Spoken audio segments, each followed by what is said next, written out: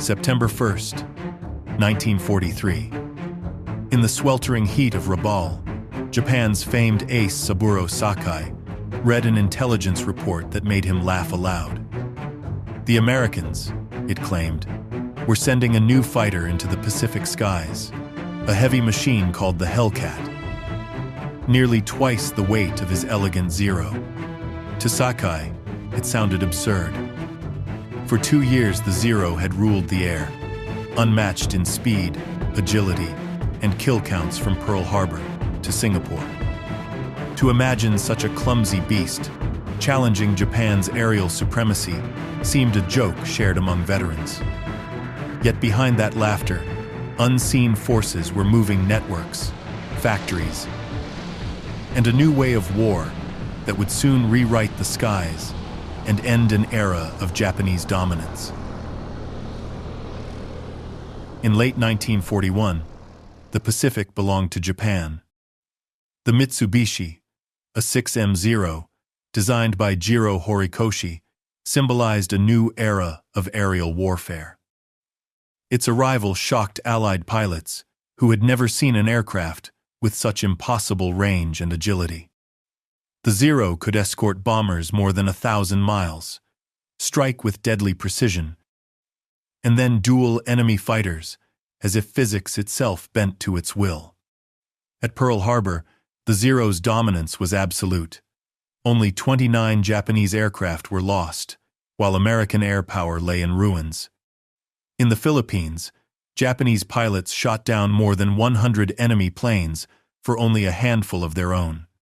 In Malaya and Singapore, British air defenses collapsed in days. A single aircraft had overturned decades of Western military assumptions. The Zero's brilliance lay in its radical design philosophy.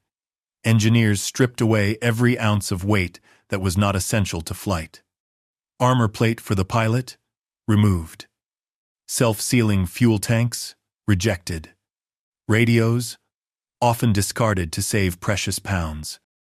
Instead, the Zero was built from an experimental aluminum alloy called extra superduralumin, 30% lighter than comparable materials, yet strong enough to hold the airframe together under extreme stress. The result was a fighter so responsive that pilots described it as wearing wings. Japanese ace Hiroyoshi Nishizawa captured the essence in his diary. The Zero does not obey. It anticipates. It becomes part of your body. The Allied planes it faced, the American Wildcat, the British Buffalo, the Dutch Hawk seemed heavy and clumsy by comparison. In a turning dogfight, the Zero was untouchable. Yet the very features that gave the Zero its dominance also hid its fatal weakness. With no armor and no fuel protection, a single, .50 caliber bullet could transform it into a ball of flame. The philosophy assumed that the warrior's skill would prevent being hit at all. This faith in individual mastery reflected a deeper cultural belief that spirit outweighed machinery. By 1942, the Zero's legend was unchallenged. Allied engineers who finally tested a captured example in California refused to believe the performance data at first. A fighter with the range of a bomber and the agility of a biplane seemed impossible. Pilots whispered that Japan had built a miracle machine. But miracles cannot last. As Japanese aces chalked up staggering tallies, American industry and science quietly recalibrated the battlefield. The laughter at Rabaul, born from victory, ignored one truth. Wars are not won by duels alone. They are decided by systems, by logistics, by the ability to turn out machines in thousands and train pilots by the tens of thousands. The Zero reigned supreme, but it was a fragile crown, balanced on a philosophy that could not withstand the storm that was coming. The shock of 1942 forced the United States to confront an uncomfortable reality. The Wildcat, America's main naval fighter, could not match the Zero. Pilots survived only through teamwork and improvisation. Tactics like the thatch weave, where two wildcats defended each other by crisscrossing paths to trap a pursuing Zero. It worked, but it was a desperate measure, a patch, not a solution. At Grumman's headquarters in Bethpage, New York, engineers listened directly to the men who had fought and survived. Pilots like Jimmy Thack and Butch O'Hare did not ask for an aircraft to turn tighter than a Zero. They asked for something different. They demanded speed, climb, and above all, protection.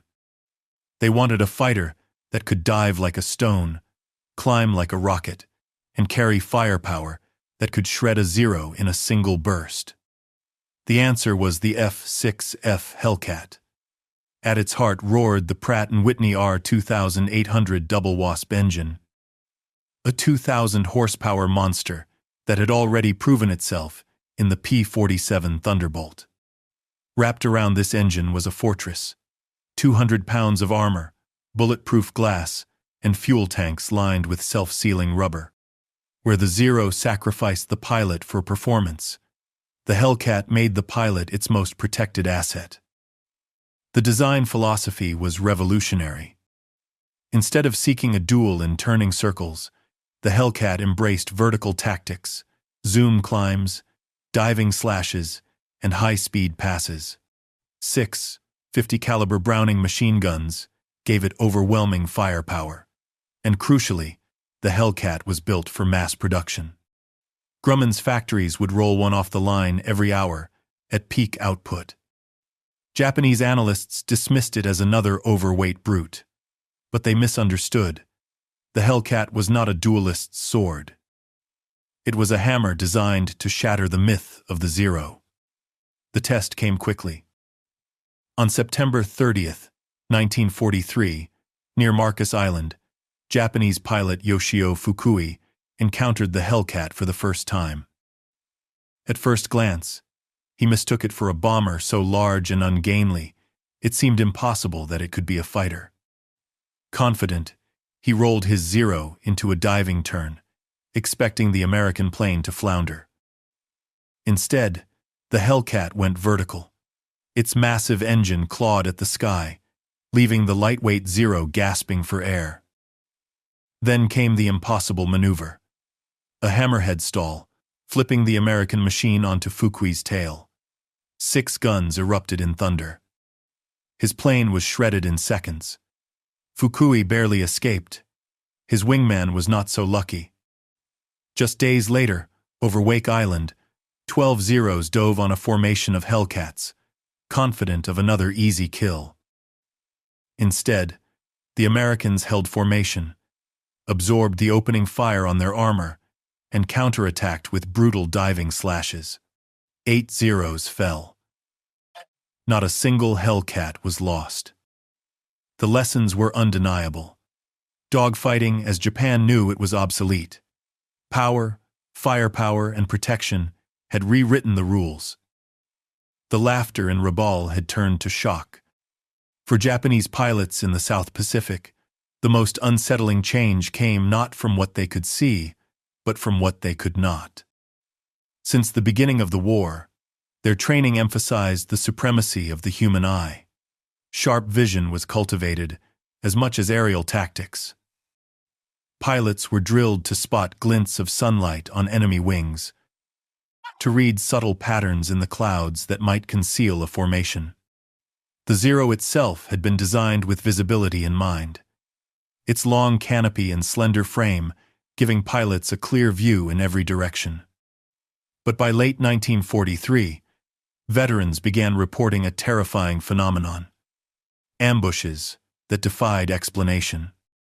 Squadrons of Hellcats seemed to appear out of nowhere, diving from impossible angles with uncanny timing. Lieutenant Sadamu Komachi, who flew out of Truk Lagoon, described one such encounter. We were climbing through thin clouds, engines straining, when they came. No warning, no sighting. Suddenly they were there, above us, firing, before we could react. It was as if they had known exactly where we were. The truth was that they had radar, a technology the Japanese command dismissed as little more than a laboratory curiosity, had matured into a battlefield force multiplier.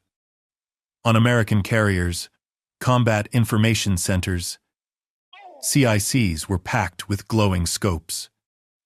Operators tracked blips 40, 50, even 70 miles away. With calm precision, they vectored Hellcats toward their targets, giving them altitude, bearing, and speed advantages long before the Japanese pilots even suspected danger. This system transformed air combat into something profoundly new. For centuries, battles had begun with two sides seeing each other and maneuvering for advantage. Now one side often entered combat, already holding every advantage: position, numbers, even the sun at their back. It was no longer the duel of warrior against warrior. It was a hunt, guided by invisible mathematics and electronics. To the Japanese, this felt like sorcery. Pilots began whispering of the American eye in the sky. Some believed the enemy had developed superhuman eyesight or even mystical powers. Others simply thought themselves cursed. Morale began to crack, not because of individual defeats, but because the very foundation of their training, trust in their eyes, had been rendered obsolete. The psychological toll was immense. Imagine a young pilot, strapped into the fragile shell of a Zero, knowing that he could not see what was coming. The sky, once his sanctuary, now felt like a trap. Every cloud might conceal an ambush. Every climb might lead directly into enemy guns. The laughter that had once greeted news of American designs was gone. In its place was a gnawing anxiety, a fear of an unseen adversary. American pilots, meanwhile, learned to trust the unseen. At first, many were skeptical of radar guidance. Pilots were trained to rely on instincts, to see the whites of their eyes before firing. But repeated success convinced them. The system worked. They would be guided toward a vector, climb through clouds, and emerge in the perfect killing position. The machine and the man were no longer separate. Radar made them one. This integration reflected a broader American philosophy of war, that victory came not from individual brilliance, but from systems, machines, logistics, and coordination. Each Hellcat in the sky was not a lone warrior. It was the spear point of an entire industrial and technological network, stretching from laboratories in New Jersey to factories in Long Island to the decks of carriers. In the Pacific, by 1944, Japanese pilots began reporting phantom engagements. They would scramble in response to incoming raids, only to be annihilated by Hellcats that were already waiting for them at the perfect altitude.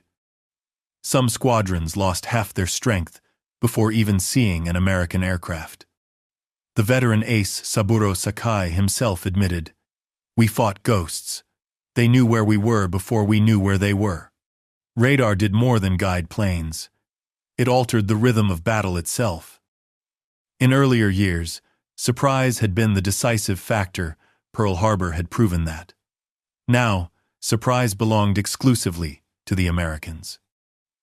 Japanese planners could prepare elaborate ambushes, but radar stripped them bare before they could be sprung. The invisible enemy was not the Hellcat alone. It was the network that guided it, a network Japan had neither the resources nor the vision to replicate. The duel of pilot versus pilot had been replaced by system versus man, and the system was winning. If radar eroded Japanese confidence, the collapse of their pilot training system shattered it completely. Before the war, the Imperial Japanese Navy produced perhaps the finest aviators in the world. Candidates endured a grueling 3-year program that weeded out all but the most gifted.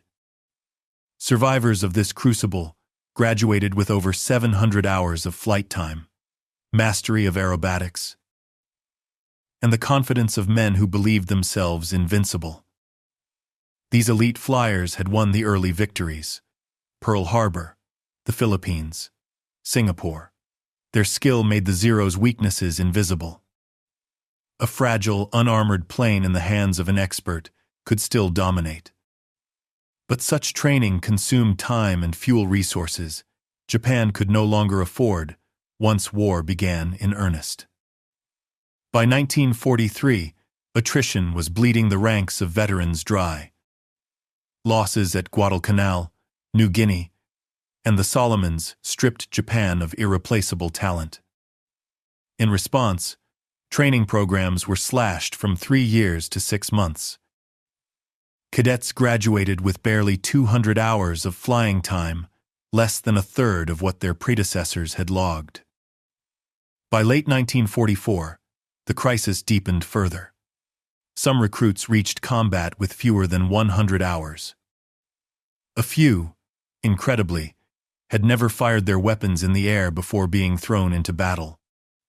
Fuel shortages worsened the decline. Aviation gasoline was precious, often prioritized for frontline operations rather than training.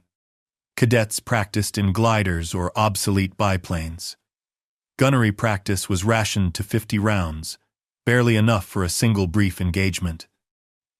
Lieutenant Commander Yoshihiro Hashimoto, tasked with training new pilots, confessed in despair, "We are sending children to fight professionals." The results were catastrophic. These young pilots, brave but unprepared, faced American counterparts who arrived in theater with 300 hours of training. 50 of them in the Hellcat itself.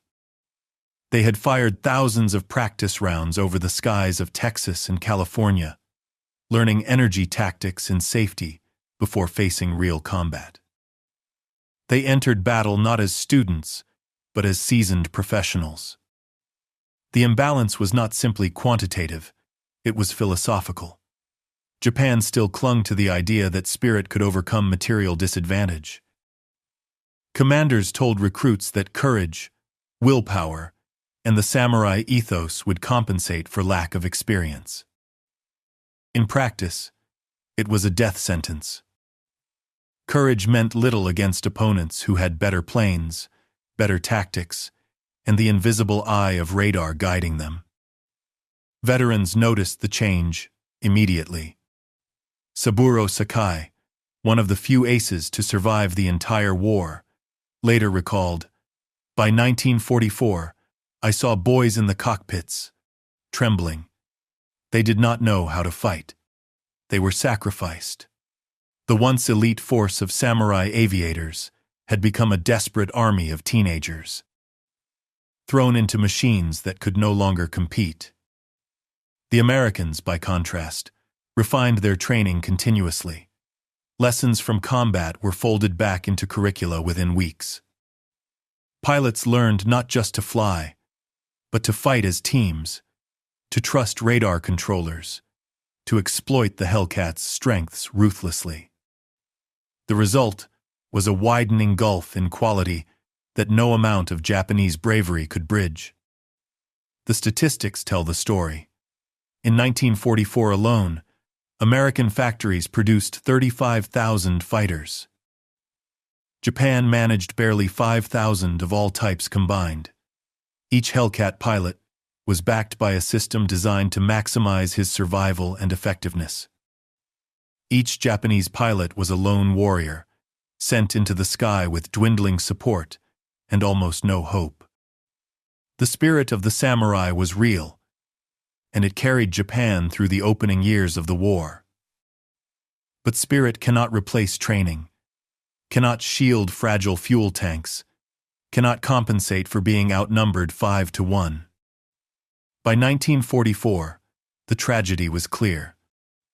Japan was sacrificing its youth, not in duels of honor, but in futile gestures against an enemy who had turned war into a science. And this science was about to reach its brutal crescendo in the Philippine Sea.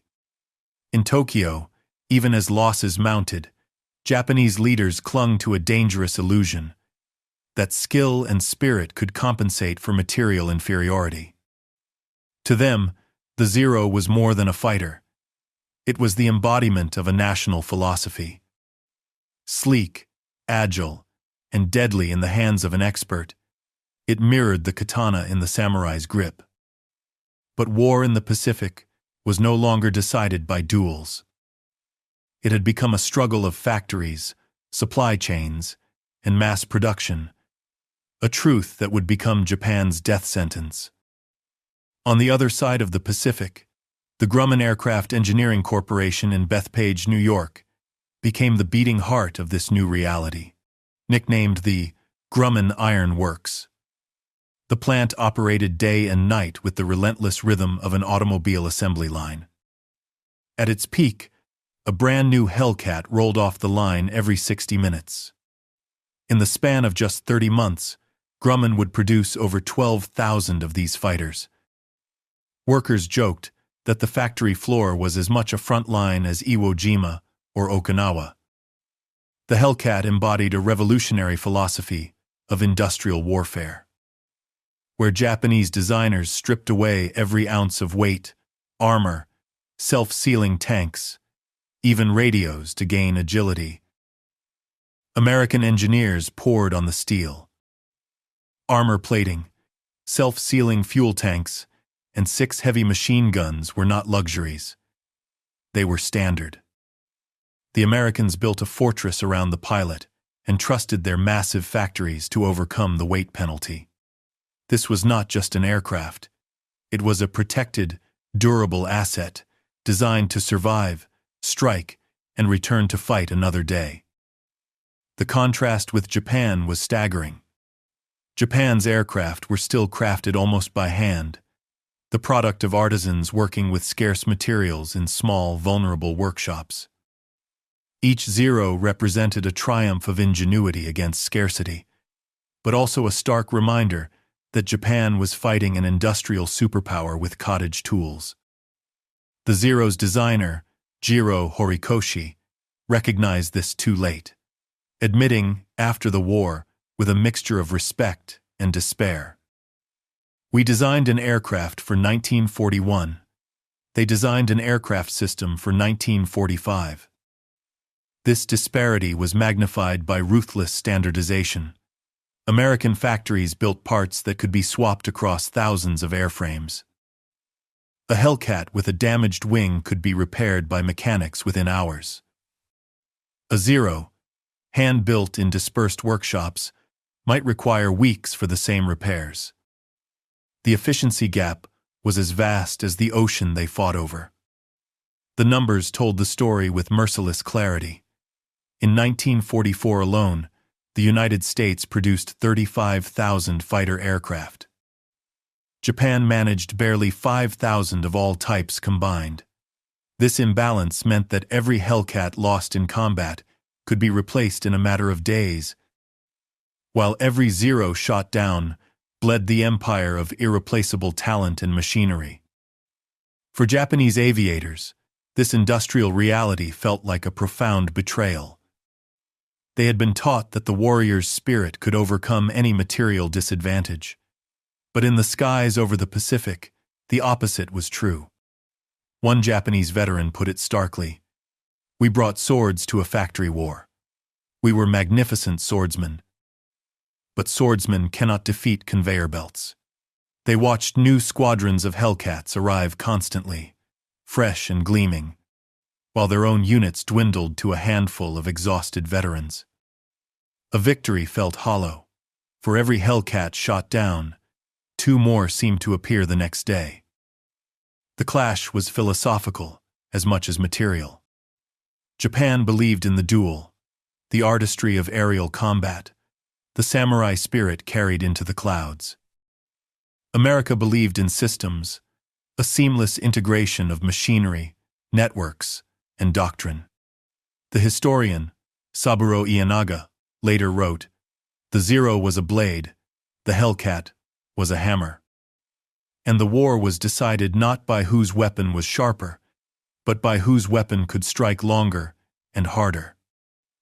By mid-1944, that hammer was poised to deliver a blow from which the Japanese Navy would never recover. The Pacific War would end with mushroom clouds, But the true shift in warfare had already occurred on the assembly lines. The Hellcat had proven that the battlefield was no longer about who flew better, but about who built better, faster, and more relentlessly. June 19th, 1944. The Philippine Sea shimmered under a merciless Sunday. On the deck of Admiral Jisaburo Ozawa's flagship, Japanese pilots prepared for what they believed would be a decisive strike. Operation Eigo had been planned as Japan's chance to turn the tide, a massive carrier battle that would cripple the American fleet and restore balance to the Pacific. Ozawa commanded 9 carriers, 450 aircraft, and the remnants of Japan's once proud naval air arm. Many of his pilots were young, undertrained, but they carried the legacy of Pearl Harbor and Midway in their hearts. They believed that courage and surprise could still carve victory from the jaws of defeat.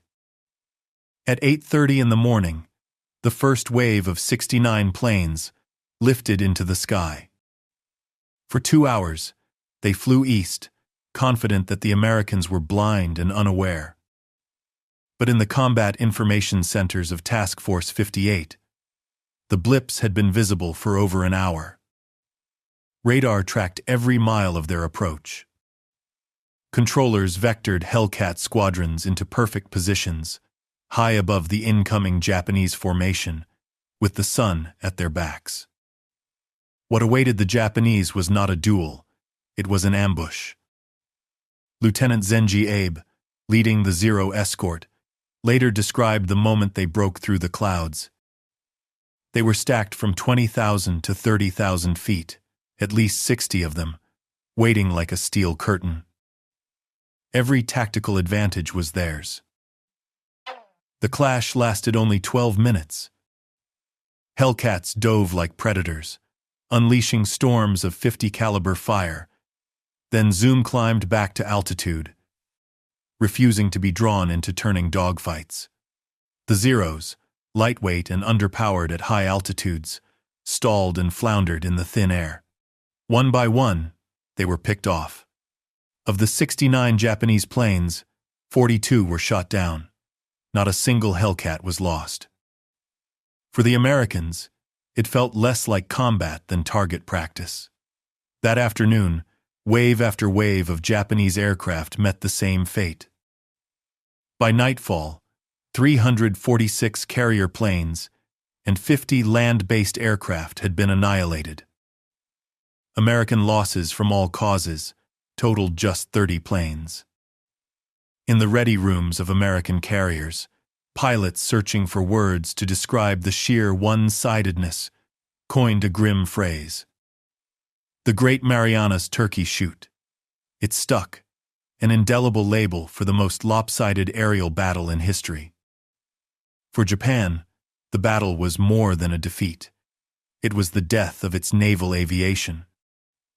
Years of elite training, centuries of warrior tradition, and the myth of the invincible Zero ended in a single afternoon of radar-guided slaughter. Surviving pilots spoke of Hellcat psychosis, a fatalistic belief that no matter what they did, death was inevitable. Admiral Ozawa's after-action report captured the despair. The enemy's radar-guided fighter direction achieved something we thought impossible: the industrialization of air combat. Our pilots, no matter how skilled, were engaging not planes, but a system. The individual samurai had come face to face with the assembly line. That was the true significance of the Philippine Sea. It was not merely a battle won or lost. It was a revelation that the age of the warrior pilot was over, replaced by an age of machines, networks, and mass production. Japan had gambled its future on courage. America had bet on mathematics, and mathematics had won. The Battle of the Philippine Sea in June of 1944 did more than strip Japanese naval aviation of its strength. It inflicted a profound psychological wound.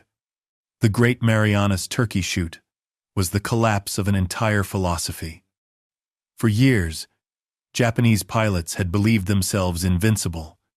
their samurai tradition exalting courage, skill, and sacrifice as the ultimate weapons. But the Hellcat, guided by radar and fueled by American industry, rendered those values irrelevant. The warrior spirit had met not another warrior, but a system, a cold, mathematical process that erased the very chance for heroism. When the smoke cleared over subsequent battles like Okinawa, the Japanese naval air arm was no longer a force, but a memory. The surviving pilots returned to their airfields, carrying more than damage reports. They carried a deep, institutional despair. Many wrote in their diaries that facing Hellcats was like stepping into a machine designed to erase them. Lieutenant Zenji Abe, a veteran of Pearl Harbor, confessed, "We fought ghosts. We never saw them until we were dying." It was as though the gods themselves had betrayed us. The sense of invincibility that had defined 1941 was gone, replaced by a gnawing dread. This psychological collapse crystallized into a pervasive condition. The pilots called Hellcat psychosis, a fatalism, where men entered battle already convinced of defeat. They scanned the sky not with predatory intent, but with resignation, waiting for the blue shape of an American fighter to appear. One pilot confessed he often muttered a prayer before takeoff, not for victory, but for a clean death. The psychological toll was compounded by crushing arithmetic. For every pilot Japan could field, America had 3. Better trained and better equipped. For every aircraft lost, America built 10 more. Courage itself began to feel meaningless against this industrial reality. Admiral Jisaburo Ozawa, who commanded the carrier fleet at the Philippine Sea, summed it up with chilling honesty. Our pilots, no matter how skilled, were engaging not planes but a system. To fight a Hellcat was to collide with an apparatus of factories, shipyards, and electronic networks that operated with mathematical certainty. Against such an enemy, individual heroism was crushed. It was in this vacuum of hope that the most desperate measure was born, the kamikaze. Vice Admiral Takajiro Onishi, faced with annihilation, framed it as grim arithmetic. A conventional Zero, attacking a carrier, had almost no chance of success, but a Zero turned into a human bomb had a tangible chance to inflict damage. The pilot would die either way better, Onishi argued, that his death have a purpose. Thus, the ancient code of Bushido was twisted into a tragic, final compact. The samurai spirit was not abandoned. It was redirected from the mastery of flight to the certainty of self-destruction. Japan's most skilled flyers were already dead, its replacements barely trained. All that remained was sacrifice. For Hellcat pilots, the experience was surreal. They were trained to fight enemies who maneuvered, evaded, and sought advantage. Facing kamikazes was like confronting men who had already left the realm of combat and entered a ritual. Many American aviators admitted that shooting down kamikazes felt less like combat and more like a grim necessity. One compared it to killing falling stars. It stripped away the last illusions of chivalry from aerial warfare. The death of the samurai spirit was not marked by a single battle, but by this slow, agonizing erosion. It was the ultimate realization that courage without means was mere futility. The skies over the Pacific had once been an arena for duelists, spiraling in graceful contests of reflex and nerve. By 1945, they had become a sterile grid mapped by radar, patrolled by squadrons who were not individuals, but components of a vast industrial organism. For Japan's warrior elite, this was the death of identity itself. The sword had not merely been broken, it had been rendered irrelevant. No story captures the tragedy of this transformation more than the fate of Hiroyoshi Nishizawa, Japan's greatest fighter ace. Known as the Devil Pilot, he embodied everything the Zero represented: agility, daring, and deadly instinct. With 86 confirmed victories, his name was whispered with awe across the Pacific. He was the living proof that the samurai spirit could conquer steel. On October 25, 1944, Nishizawa escorted the first official kamikaze mission during the Battle of Leyte Gulf. He fought brilliantly, downing 2 Hellcats and securing his place as the highest-scoring Japanese ace of the war. Yet the following day, fate dealt a cruel irony. His Zero was grounded for repairs, and needing to reach a new assignment, he boarded a transport plane. As the transport droned over the Philippines, 2 Hellcats from VF-14 spotted it. To them, it was just another target of opportunity. They rolled in, unleashed bursts of .50 caliber fire, and watched the unarmed plane disintegrate. Inside, Hiroyoshi Nishizawa, the samurai of the skies, died anonymously, unaware his killers would never even know his name. The symbolism was brutal. The man who had carved his legend in aerial duels was erased not by a rival ace, not in a glorious dogfight, but by a patrol executing standard procedure. His death was a metaphor for the entire collapse of Japan's fighter doctrine. Individual mastery, no matter how brilliant, was powerless against a system designed to kill impersonally, relentlessly, and without pause. Japanese pilots mourned him as the last of their gods. American pilots never even knew they had slain him. The asymmetry was complete. For one side, it was a tragedy that extinguished the final light of the warrior ethos. For the other, it was just another entry in a logbook, another mission flown. After the war, Nishizawa's legend lived on in Japan, celebrated as a hero of skill and sacrifice. Yet even his admirers acknowledged the futility of his fight. One post-war historian observed, "Nishizawa was the finest duelist in a world that no longer dueled. He brought a sword to an age of machine guns." His death closed the chapter on the age of the individual ace. The Pacific skies no longer belonged to men who carved their destiny in spirals of smoke and fire. They belonged to systems, radar grids, industrial assembly lines, and disciplined squadrons armed with overwhelming firepower. Nishizawa's demise was not just the end of a man, but the end of a philosophy. By the spring of 1945, the island of Okinawa became the bloodiest crucible of the Pacific War. The battle raged not only across beaches and hills, but in the skies above, where waves of Japanese aircraft hurled themselves at the American fleet with suicidal fury. Between April and June, more than 900 kamikaze attacks were launched, an unprecedented storm of desperation aimed at annihilating the U.S. fleet. Here, the Hellcat was no longer just a predator of Zeros. It became a shield against a tidal wave of despair. The men in the cockpits, circling tirelessly above the carriers, woke each dawn to a grim reality. They were the last line of defense. Lieutenant Eugene Valencia, one of the Navy's top aces, likened it to holding a net over the sea. You could never catch them all. But each one you did meant lives saved on the ships below. American squadrons adapted to this nightmare with a mix of cold calculation and grim creativity. One of the most effective tactics devised was the mowing machine. 4 Hellcats would fly wingtip to wingtip in a wide line, sweeping through incoming formations at high speed. Each pilot covered his sector with disciplined bursts from his 6 .50 caliber machine guns.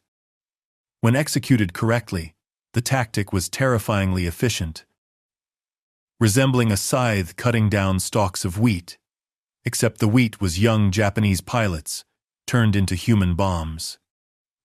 The kamikaze pilots, for their part, employed their own desperate methods.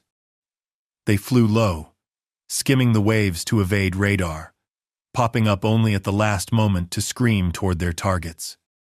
Others dove straight from the clouds. The defenders knew what awaited them. These were one-way missions. Pilots strapped bombs to their bellies, bowed to their comrades, and took off having already accepted their death. Despite the Hellcats' best efforts, the kamikazes broke through often enough to leave searing scars across the fleet. The carrier USS Bunker Hill, struck by 2 suicide planes in quick succession, erupted in flames that killed nearly 400 sailors. The destroyer USS Laffey endured repeated kamikaze hits, yet somehow remained afloat, earning the nickname, the ship that would not die. These tragedies underscored the terrible stakes of the battle. The mathematics of this defensive effort were staggering. Hellcats, guided by relentless radar, intercepted and destroyed nearly 80% of kamikaze aircraft before they reached their targets. Yet the psychological toll on the American pilots was immense. They were trained to fight enemies who maneuvered and evaded. Facing men who did not was a surreal and harrowing experience. Lieutenant Valencia confessed, "It wasn't combat anymore. It was butchery, but necessary butchery." For the Japanese, Okinawa was the final, logical end of their shattered samurai spirit. For these young pilots, dying in flames was not a failure, but the fulfillment of duty, a last, desperate hope that their sacrifice could change the tide. Diaries recovered later revealed the heartbreaking contrast. Young men, barely adults, writing farewell notes to mothers and fiancés. Many admitted fear, but they obeyed anyway. And yet, even this ultimate sacrifice was futile. Japan's industry could not replace the planes or the pilots being lost daily. Every kamikaze destroyed represented not just one man's death, but the collapse of an empire's last reserves. When Okinawa was finally secured in June, the victory was somber. The Hellcats' transformation was complete. The graceful duels of Pearl Harbor had been replaced by industrial-scale slaughter, measured in percentages and interception rates. Each Hellcat was now less a fighter plane and more a node in a vast system of radar, tactics, and industrial supply. Its guns did not just protect ships, they enforced the brutal arithmetic of inevitability. The Japanese air arm had ceased to exist, and with it, the very concept of the lone warrior pilot was rendered obsolete. The battlefield had become impersonal, a domain where the machine and the system definitively outweighed spirit and sacrifice. The Zero and the Hellcat represented more than two aircraft. They symbolized two worlds, two eras, colliding. The Zero was a sword, elegant, fragile, and demanding the supreme skill of a master. The Hellcat was a hammer, heavy, blunt, and devastatingly efficient. In the duel between sword and hammer, history recorded the inevitable outcome.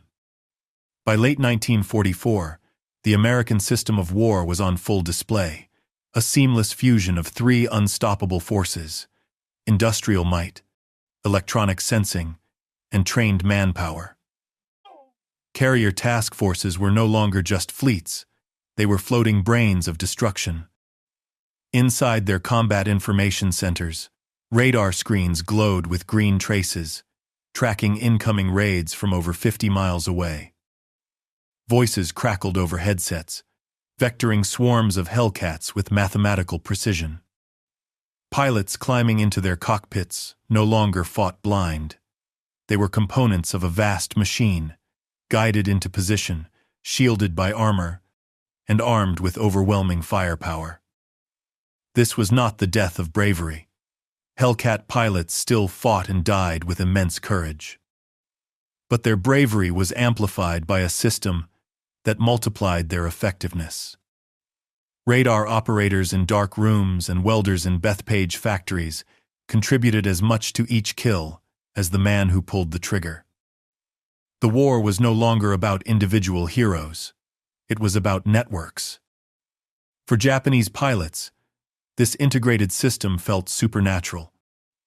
Trained to rely on razor-sharp eyesight and instinct, they were repeatedly ambushed by Hellcats that materialized from empty sky. Survivors called it the curse of the invisible enemy.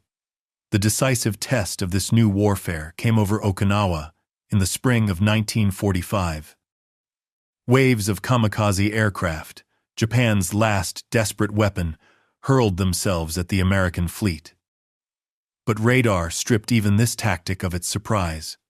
Controllers spotted the formations early, and Hellcats were vectored to intercept, executing the grim tactic they called the mowing machine, flying abreast to cut down attackers like wheat. The system was so effective that nearly 80% of kamikazes were destroyed before reaching their targets. Japan's ultimate weapon of despair could not break through the electronic shield. Japanese survivors recognized this new reality with bitter clarity. One captured officer testified after the war, "Our men were duelists. The Americans fought as a machine. Each plane, each pilot was part of something larger. We could never strike at the whole, only the parts. And the parts were infinite." Admiral Jisaburo Ozawa put it even more bluntly. "We were not fighting pilots. We were fighting a system." Radar made every battle unequal from the start. The industrialization and computerization of warfare had utterly transformed the Pacific. In 1941, dogfights were swirling contests of skill that could last minutes. By 1945, they were radar-guided ambushes decided in seconds. The romance of the nightly duel had been extinguished by the cold logic of system efficiency. The legacy of the Hellcat, therefore, was not merely the thousands of Japanese planes it destroyed. It was the definitive demonstration that modern wars are won by systems. Factories that could produce a new fighter every hour. Radar networks that turned the sky into a transparent battlefield. And training pipelines that supplied an endless stream of competent pilots. These elements mattered more than the reflexes of aces or the intensity of a warrior's spirit. The samurai spirit had faced its final reckoning. It burned brightly in countless Japanese pilots who died with honor, but it was ultimately extinguished by the cold, relentless certainty of a new kind of war. A war won not by the individual, but by the integrated power of the machine. The story of the F6F Hellcat begins with laughter. In 1943, in a tent at Rabaul, Japanese aces scoffed at reports of a heavy, armored American fighter. They believed it violated every law of aerial combat they had mastered. They were right, and that was precisely why they lost. Every pound of armor, every redundant system, every hour spent in factories on Long Island had been a declaration of philosophy. The pilot was not expendable. War was not a duel between swordsmen. It was a test of systems, industry, and imagination. The Zero had been a sword, beautiful, agile, deadly in the hands of a master. But swords shatter when they meet machine guns. The Hellcat was that machine gun, mass-produced, resilient, and devastatingly effective. It carried not just 6 .50 caliber guns, but the weight of radar networks, supply chains, and an industrial democracy that could outproduce an empire. In 30 months, more than 12,000 Hellcats rolled off assembly lines. They destroyed more than 5,000 enemy aircraft, an unprecedented record. At the Battle of the Philippine Sea alone, Hellcats turned what Japan hoped would be its decisive victory into a massacre remembered as the Great Marianas Turkey Shoot. The lesson echoed far beyond the Pacific. Modern warfare would no longer be won by individual heroism, but by nations that could integrate technology, training, and production into seamless systems. It was not just about flying faster or shooting straighter.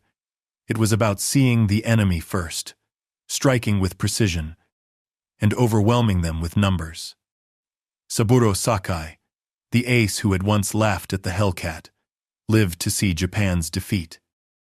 In his memoirs, he admitted the bitter truth. We continued only because the Americans allowed it. Their machines and their system decided everything. We fought bravely, but bravery was no longer enough. The laughter of 1943 had faded into silence by 1945. Silence broken only by the hum of radar screens, the roar of engines built by American workers, and the relentless certainty of a new kind of war. The Hellcat was not just an aircraft. It was the moment the samurai spirit met industrial modernity and lost. The Hellcat's victory was not just a story of machines, but of the people and the choices behind them. Engineers in factories, pilots in cockpits, and entire nations locked in a battle of imagination. If you found this story as striking as we did, leave us a comment below. Tell us what part of this history surprised you the most, or what other untold stories of war and technology you'd like us to bring to light. Don't forget to like this video if you enjoyed the journey, and subscribe so you never miss the next deep dive into the hidden chapters of history.